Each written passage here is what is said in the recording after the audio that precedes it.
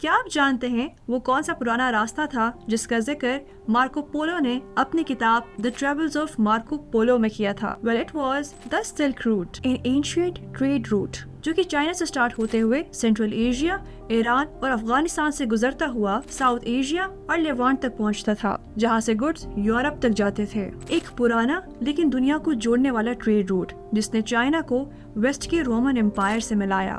یہ صرف ایک روٹ نہیں بلکہ ایک نیٹ ورک تھا جہاں سے گڈز، آئیڈیاز اور تہذیب کا بھی سفر ہوتا رہا۔ سلک روٹ تقریباً 6400 کلومیٹرز لمبا تھا۔ اس کا آغاز چائنا کے شہر شیئن سے ہوتا تھا۔ یہ راستہ گریٹ وال کے ساتھ ساتھ چلتا ہوا تکلامکان ڈیزرٹ کو بائی پاس کرتا، پامیر ماؤنٹینز کو کراس کرتا، افغانستان سے گزرتا اور پھر لیوانٹ تک پہنچتا، جہاں سے گڈز میڈیٹرینین سی کے ذریعے یورپ بھیجے جاتے تھے۔ لیکن یہ روٹ لینئر نہیں تھا، ہر مقام پر تاجر بدلتے رہتے تھے اور مڈل مین کے ذریعے گڈز اور پیغامات آگے تک پہنچائے جاتے تھے۔ اس ٹریڈ روٹ کا آفیشیل آغاز 130 BCE میں ہوا جب چائنا نے ویسٹ کے ساتھ ٹریڈ کرنا شروع کیا۔ یہ سلک روٹ تقریباً 1500 ایئرز تک چلتا رہا، جب تک 1453 CE میں آٹومن امپائر نے یورپ کے ساتھ ٹریڈ کا سلسلہ بند نہیں کر دیا۔ اسی راستے سے چائنا کا سلک ویسٹ میں گیا، جبکہ روم سے سونا، چاندی اور وول ایسٹ میں آیا۔ مور اوور ایشیا سے ٹی، اسپائسز اور پورسلن وغیرہ یورپ تک جاتے تھے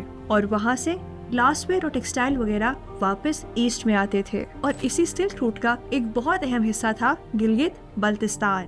گلگت بلتستان چائنا اور ساؤتھ ایشیا کے درمیان ایک نیچرل گیٹ وے تھا۔ سلک روٹ کے کئی راستوں میں سے ایک راستہ چائنا سے نکل کر خنجراب پاس کے ذریعے ونزا، گلگت اور بلتستان سے گزرتے ہوئے آگے بڑھتا تھا۔